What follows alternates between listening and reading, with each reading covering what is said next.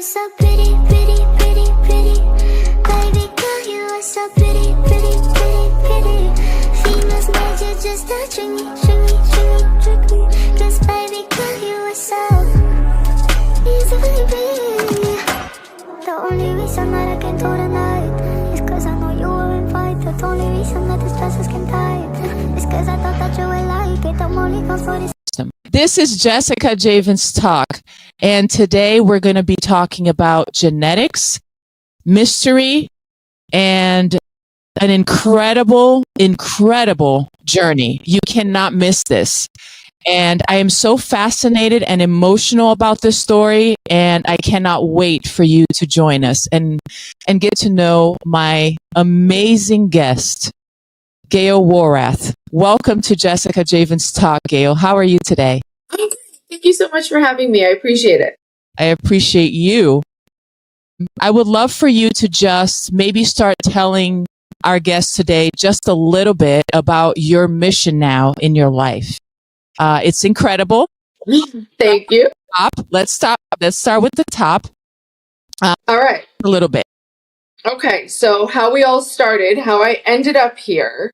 So Christmas of 2021, as a stocking stuffer, my husband gave me an Ancestry DNA kit, and he got another one for himself. And I had asked him for it. I literally just wanted to see where my ancestors came from. That was it. So we both test, the results come back, and mine says I'm 100% Ashkenazi Jewish, which I knew. I knew that. Both my parents are Jewish. But a woman showed up on my page, and initially she showed up as a cousin. I don't have cousins. Both of my parents are only children. I have no aunts, no uncles, no first cousins. And I messaged this woman. It was interesting because there's that thumbnail picture of her. And it's tiny, but her face is turned, and I could see her hair is very much like my hair, which is somewhat distinctive. And her profile looked like mine, but she was much younger than me. And I messaged her on Ancestry. She didn't check her messages, and I forgot about it. And I found a larger picture of her on her LinkedIn because I had her name from Ancestry. I showed my mother the picture. I'm like, who is this? She shrugs her shoulders. She says she doesn't know. I forget about it because whatever. We laughed about it, actually. It was like a joke. We're like, oh, someone's, and it was always like a poorly kept secret that my father's father had affairs. We're like, oh, someone had an affair, someone had a baby, that's someone, yeah. That's what we thought. Someone had an affair, and I moved on. Fine. That was 3.5 years before. So then January of this year, this very same woman reaches out to me on Facebook. She messages me. Now you have to understand that Ancestry is an algorithm. And as it gets more and more data, I didn't know this, that it kind of changes the relationship because it gets a clearer picture. Yes, I'm on it too. I love that. You can always go in and see something new. Yes. I hadn't been on it since I tested. I forgot about it. It was like a whatever. So this one reaches out to me on Facebook, and she says, hello. She says, I checked my someone told her to check her Ancestry page. Someone had seen it and said to her, check your page. She goes, I checked my page. Me and another person, a man, showed up as half siblings. She said, my father was a doctor, and in the late 60s, early 70s, he was a sperm donor. She goes, and you look just like my aunt, and I think that we are related. Wow. How did you feel? Just briefly, how did you feel right there? You can't process it. At first, I'm showing my husband the message, and he's like, well, let's call her. I'm like, all right. So we exchanged numbers. I put her on speaker on my cell phone, and my husband and I are sitting at the kitchen island, and she's telling the same story. My father was a sperm donor, late 60s, early 70s. You look like my aunt. And okay, I'm a 53-year-old married mother of 2 teenagers. I'm a stay-at-home mom. I'm like, this is crazy. And my husband's the one who put it together. He looks at me, and my father's name was Marty. He goes, "You're not Marty's daughter." And like, do you ever hear something so shocking that your brain can't process it? I'm seeing his lips move. I'm hearing his voice, and I can't process what he's saying. So, we end the conversation, and I call my mother. I'm like, this woman's reaching out. My mother is like, I don't know what you're talking about. I never cheated on your father. This is okay. Now, I grew up in a house with two older sisters. Me and the oldest sister are biological sisters. The middle sister was adopted. My biological sister and I look nothing alike. I am 5'10". I'm now gray, but I was very blonde. Always big curly hair. She is 5 feet tall, pin straight, dark brown hair. We never even remotely resembled each other. Call my biological sister. I'm like, this woman's reaching out to me, claiming to be a sibling, telling me this crazy story. I send a mobile DNA unit to my sister's house. Another one comes to me. They test us both. And it turns out we are half siblings. We share a mother. We do not share a father. My mother used sperm donors to have both me and my sister and never told us. And this is the first time that you guys have had even a clue about this. Well, the interesting thing is, so I'm getting, my oldest sister looks like my mother. She looks like my mother's side of the family. Now, the woman who reached out to me on Ancestry sent me a picture of this man. Now, first of all, the crazy thing is he resembled the man who raised me. So my father. Wow. There is nothing that can prepare you for that. Nothing. I look like this man. I look just like this man. Just like him. There is no doubt that I am his child. No doubt. Even imagine like you going back in your life and thinking about everything raised by your dad, and it's like a huge roller coaster that I can't even imagine. Yeah. And I'm 53. I'm not a child.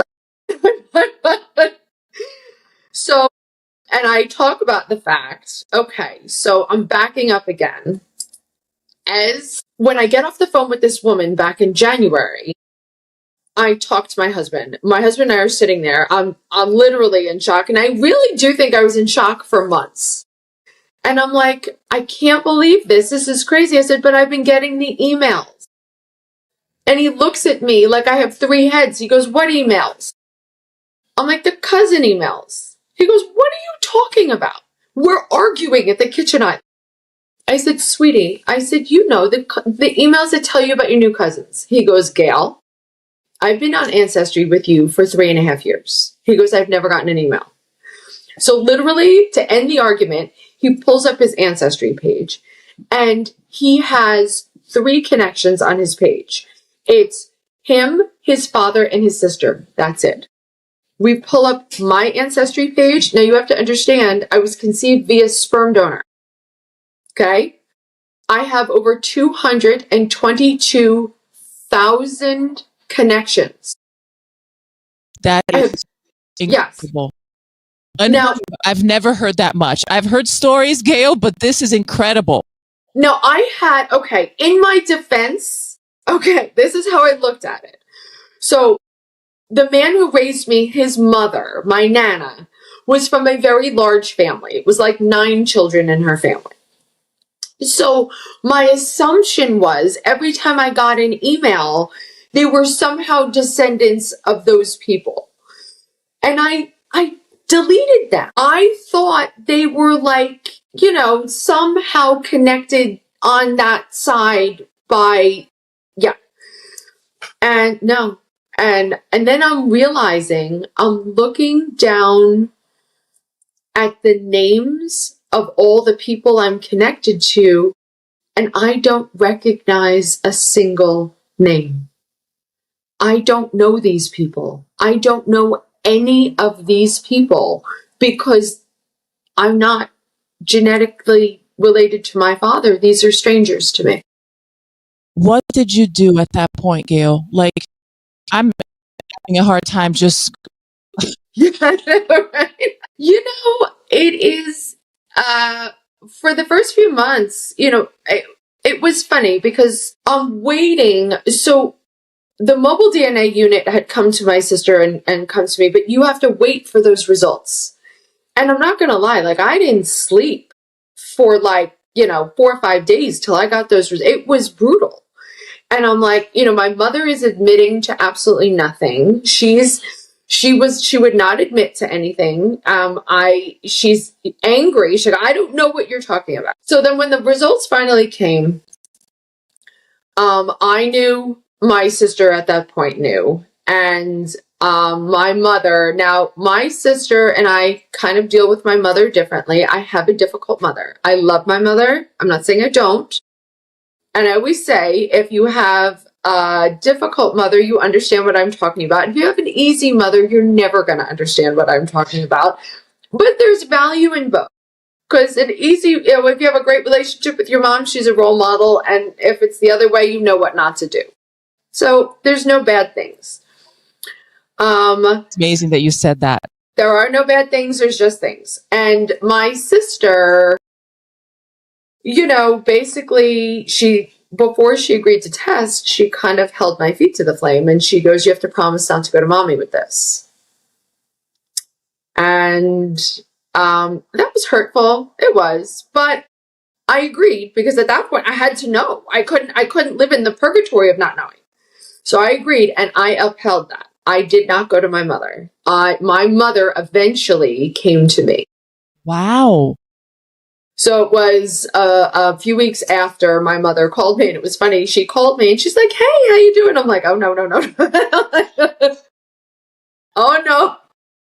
There was no chit chat here. So I drove down to her house. It was a very, very difficult conversation.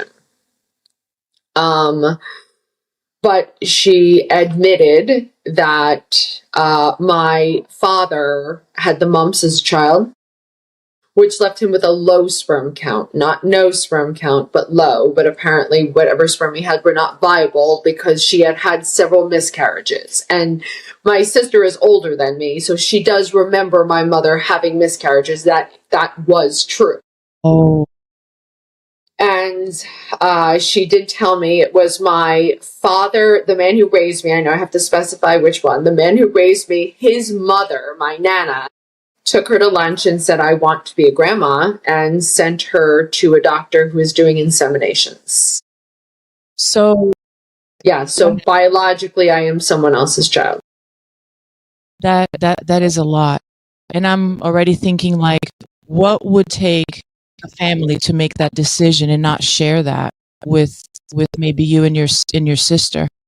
Well, and I talk about this too. I grew up in a very interesting dynamic because me and the oldest sister were donor conceived, but the middle sister was adopted.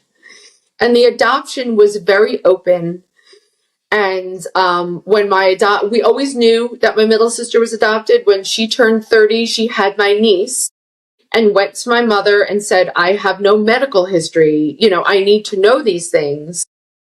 My mother gave her the contact information. She knew the woman's name. My sister found her.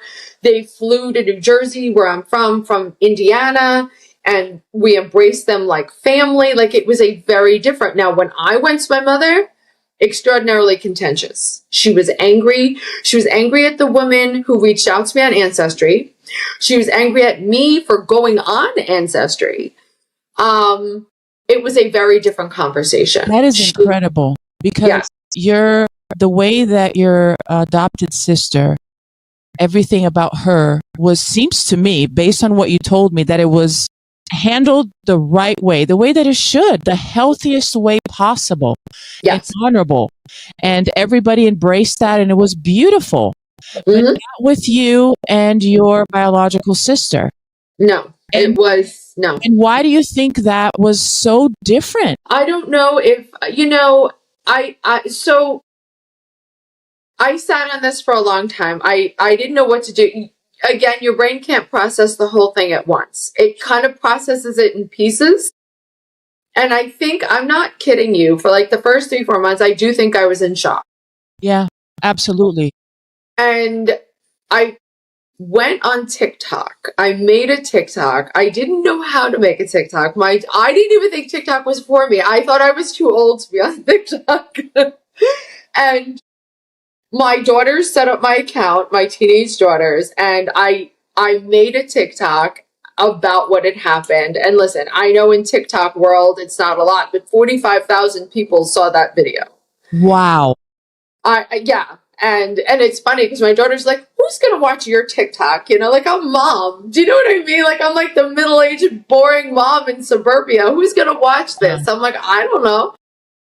And now I go live a lot on TikTok. That has been a better way for me to tell my story live because I can answer people's questions and it's not as fragmented as creating content. Because when I create content, it's like 2 minutes of me talking, about, a piece of it. And it's so complex that I kind of need more time. So yes, that's been kind of the platform that I've used to tell my story. Oh yeah. Yeah. Everybody who's watching this show needs to follow you on TikTok. Absolutely. And we're going to give your line at the end. My mind, Gayle, went way back to maybe a little bit about where your family comes from. You have this Jewish inheritance on both sides. Am I right? Yeah. Well, I say all 3 of my parents were Jewish. Yes. I love it. That's incredible. What's the odds of that? That's amazing. But Yes. Such a togetherness that when I study the scriptures that comes to my mind, and maybe thinking about where your mother is coming from and maybe your nana is coming from, was also Jewish. Yes. And I'm thinking the Hebrew scriptures, everything about the law was to protect and feed into the family and the name and the inheritance. Everything was like that. There is a deep segment of one after another generation, and everybody knows who was whose father, who was whose son. And even when somebody could not conceive, like Hannah or Sarah, they suffered until they finally were able to be blessed and get a child, especially a child at the time. But it is something that is so ingrained and taught and carried on for so many millennia that I'm thinking this is the honorable thing to do. And maybe that's what they were trying to do, is making sure that the family keeps going, because it's just such a strong tradition in the Jewish community. Did I say that right? Yeah, I mean, I agree. And they, we are not Orthodox. We were raised very Reformed. And yeah, I mean, my mother was just very kind of matter of fact. She goes, I wanted a family. And she looked at me and said, you are who you are because I did what I did. Yeah. And I think what was hurtful was there was no validation of the fact that finding out as a 53-year-old married mother of 2 teenagers that I would in any way find this upsetting, that, I'm another man's child. Like, that is the craziest thing. First of all, I'm not a child. I've been a child in decades, And yeah, I think my mother buried the secret so deep she believed the lie. And now there are so many pieces to this because now she claimed my father knew. My father passed away in 2019. I will never know if that was true. Before you found out. Yes, he passed. Yeah, so I found out in January of 2025. He passed away in October of 2019. So I don't know if that's true. I don't know if he knew. Wow. It's possible he knew. Sometimes, and that's kind of like the rabbit hole you go down. Like, sometimes one question just leads to like 10 more questions. Yeah. So you just kind of have to pull yourself out of the rabbit hole. Yeah. And yes, I mean, there, people come with things, and Yes. I was going to ask you before you move on to that, because we're leading to something here even larger. In your story keeps unfolding, unfolding, and unfolding, and Yes, and this is why I tell it on live, because it's so it's so just big. incredible. We haven't even, we just started. How did it make you feel, and how did your mother react at 53 when she told you and confirmed this part of the story? Because she didn't tell you the whole thing. She just told you part of the story. Did she handle that part? Like you said, she did not validate you. And this is something we can't control in other people, right? No. We want that. We desire it. We crave it, but we're not necessarily going to get that. How did you deal with that? Again, my mother is who she is. She's difficult on a good day. And when I found this out, I was, quote, shocked, not surprised. You know, even when I initially reached out to my sister to tell her, I'm like, there are strange people online claiming to be my siblings. Her first response was about my mother. What did she do this time? Oh, Again, you know, there was that. I'm not surprised that, you know, I wasn't validated, that she didn't see my side. That's kind of just organically who she is. People are who they are. You know, that saying, when people show you who they are, believe them. It's true. And it is what it is. so I'm glad I know. So acceptance, is you accepting what it is as it is, helped you to kind of maneuver through not being validated and not being given that information early on in life. I will never, in terms of my mother validating, that's never going to happen. And there are certain pieces of it you just have to make peace with. Because you just make peace and move on. I love it. And that's it. And I you know, it's like, yeah, it's shocking, but I don't sit there and live there. And that's kind of why I've chosen to share my story, because it reaches other people going through similar things.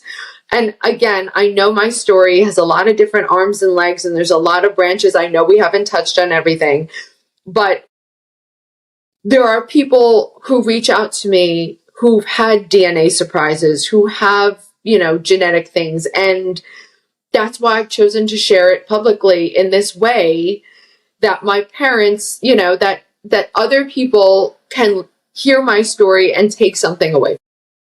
Gayle, I'm going to dive into the second part of your story here, because this is huge and very important for people to know, and to encourage them to follow you. But just before we proceed, I would like to say that this show is brought by Forever Living, which is the aloe vera company that transformed my health. It's also brought by Pirium, the lifestyle transformational company, and my brother's bar that is called Through the Vine in Fort Lauderdale. So if you ever go to Florida, Gayle, please let me know so you can come and see the best place in South Florida. I love that. Of course I'll come. Thank you.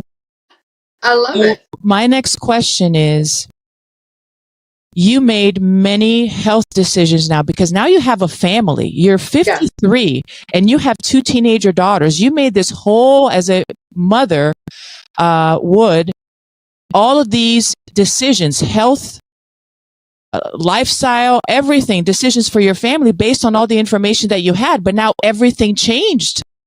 So now tell us a little bit about your story, about your health, and how that is coming together with your present family and how that unfolded. Okay. So shortly after I was born, I went into respiratory distress. Severe respiratory distress. I was blue and retracting, and I needed intubation.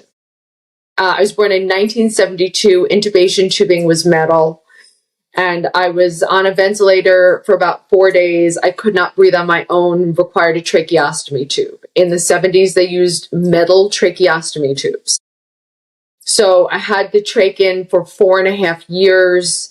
I had issues from the trach being in. It caused something called tracheal malacia. It pressing on the back of the trachea would cause the trachea to collapse. So they had to correct that. They corrected the tracheal issues. And when I was 4.5, they were able to do what's called decannulate me, to remove the trach.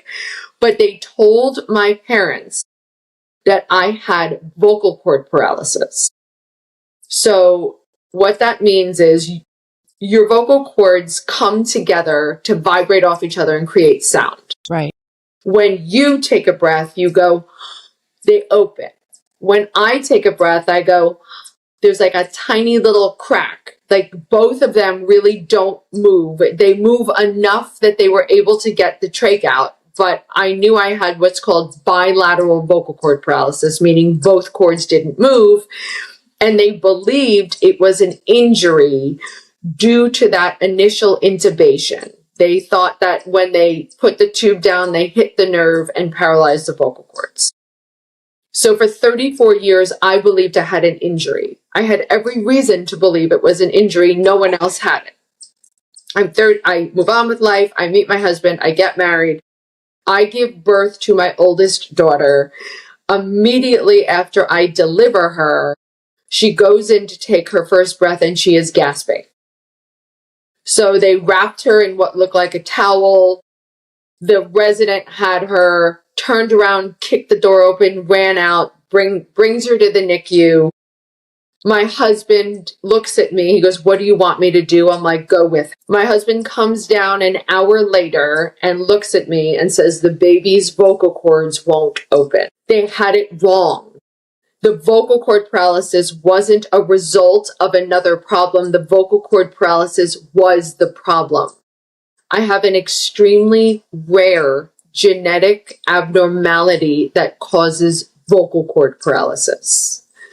So my daughter had a case, both cords were touching, and when she would go to take a breath, she would suck in and they were coming close. She was literally being suffocated by her own vocal cords. So they wedged an intubation tube. They don't use metal ones anymore. This was 2006. It was a proper plastic one. She was intubated for 2 weeks, and then I had to yell at I didn't know what happened. I didn't know. I had no idea that this could possibly be genetic because nobody else had it. Right. And when my daughter was 2 weeks old, I literally yelled at a NICU full of doctors telling them they had to put a trach in. And they're like, Mrs. Worath, we've never had a parent ask for a trach. I said, you've never had a parent who's had one. I said, I don't know what happened here. I said, this is not an accident. They did not do genetic testing while she was in the NICU because that's not their job. Their job is to get her stable and get her home. So at 2 weeks, they put a trach in. My daughter was fine. Other than the cords, there was nothing wrong. We got her home. When my daughter was 3 months old, we both went for genetic testing. And I have what's called a translocated chromosome that causes vocal cord paralysis. So if you look at a genetic map, there's 23 pairs of chromosomes. And if you look, like they're like the same size, like one might be bent and one might be straight, but they're the same size. On pair number 14, one is straight and the other's a little piece. On pair 5, one is straight, the other is super long. The way the geneticists explained it, so the piece of 14, quote, translocated and stuck to 5. Now, the ENTs don't understand the genetic side, and the geneticists don't understand the ENT side. That's incredible. But they hypothesize that where the gene is broken is causing the message to not get from the brainstem to open the vocal cords. So they are paralyzed closed. Wow. Now, I have 2 daughters. My older daughter had a very, very, again, she had the trach. It was a long journey. My younger daughter is a genetic match, had a wider airway, had a natural gap between her cords, and did not require a trach.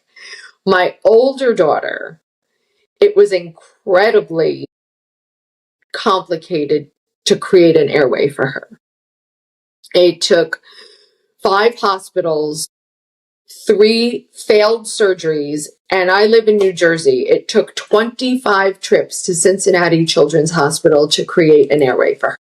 Okay. This is now, we're talking about your daughters, not even you suffering or going through it. It was my daughter. That's like Yes. touching in the most sensitive part and the most sensitive relationship in your life. Yes. And after, and this was before you found out what you found out this year. Yes. Yeah. Oh, we're going back. My daughter now she's going to be 19 in November. So this was 2006. So I know that there's a lot more detail about this story that I encourage everybody to watch you on TikTok on your Thank you. do up to 2 hours TikTok lives because there's so many questions. I know it gets so, I literally get to the point where I'm like, I have to get up and go to the bathroom. Like I can't sit here anymore. And I love that. Now I want to really emphasize here, you went through a roller coaster for many years in your life and not understanding things and just getting pieces and pieces. And now today we're here, you're 53 years old and you have a better understanding that you ever had. However, you still have many questions. How are you dealing with knowing all of this and not knowing so many other things? So where are you right now, and how can you and your daughters and your family have peace and enjoy and love your life with all of this? Well, here's the thing. And I say this all the time. There's no bad things that happen. There's just things. This is life, and life hands you whatever it hands you and you deal with it. And there is good in everything. I love your mindset. There is I never live in a negative space. Even when my daughter was going through her medical stuff, I would always say, somebody offered me a solution. I never complained. I never complained. Because it took long. It took 5.5 years. Yeah. And then there were subsequent surgeries after. Oh. So it really kind of almost took like 10 years. But someone offered me a solution. Someone offered my daughter a solution. And it's funny, like, that's how I handle everything with my daughters, too. Like, with my daughters, if they, if they're not feeling well, you'll get better. If somebody offers you a solution, you don't complain. And someone offered a solution. It was in Cincinnati. Thank God they were there. And in terms of, listen, I do not have a close relationship with my mother or my sisters. I didn't have a close relationship with them before this happened. This didn't help. That's fine. And then your husband's side of the family, but you got my husband's side of the family. There's different issues there. And again, I say sometimes happy families exist on Hallmark cards. It's okay. Like, it is what it is. And it's funny because for a number of years, it's really just been the 4 of us on holidays. And I'm like, I assumed my family would grow when my daughters got married and had their own families. And, one day I'll be a grandma, and one day, I'll have son-in-laws. And I never banked on a third parent. I never thought, but it's been great. And you got a gift out of all of this too. You shared what is the part that was sweet about getting to know and doing your DNA test? What'd you get? My sister, who reached out, it's crazy and it's funny. I'm going to have to come back on your show with her. She's coming here. Yes, she will be here. Actually, next week, she's staying with us for a few days. It is insane. She looks like a younger version of me. She's a younger version of me. My daughters adore her. My husband loves her. She's coming. I have new cousins that are coming for Rosh Hashanah. I'm hosting new family. And, God closes a door, he opens a window. Yes. And that's just it. I am so happy you said that. And I love your takeaway of life and how you see it and what you have done for your girls. I'm sure they are so proud of you. Oh my gosh, they're so proud of you. As we wrap up this episode, and I'm going to take you on your offer. Okay, Gayle? I'm going to Okay, I would love to meet you. And I'm sure the world would like that too. Great. If you, and you said a lot of gems here, but if you have to leave our listeners, okay, people who might have gone through something similar or something completely different in life, but almost as challenging as that, what is one message that you would like to leave them with today? Life is beautiful no matter what it hands you. I love it. I love you already. Love it. Love it. Love you, girl. I am so grateful. So we're gonna keep in tune because we're gonna have an episode. I am gonna make it happen, Gayle. I love it. Sister, because there's a lot there to unfold, and you guys are beautiful souls. So thank you for being here. And can you please tell us how we can find you on TikTok? Silver Spirals 714 on TikTok, and I go live all the time. So it's usually like 12 o'clock Eastern Standard, but it changes depending on what my family needs. But I go live, so I talk about it, and I do make content. So you do see some of my content. That's awesome. Can you say the name again? You're taking on TikTok again? Silver Spirals, SilverSpirals 714. Yeah. Awesome. I love it. Thank you so much for coming to the show today. It was an amazing opportunity and blessing to have you here. So thank you so much. You keep shining. Thank you. Yes. Thank you. So this show is produced by the I Am Beast Network and Andre the Beast, the Creighton Show. And this is Jessica Javens Talk. I'll see you on next episode. Baby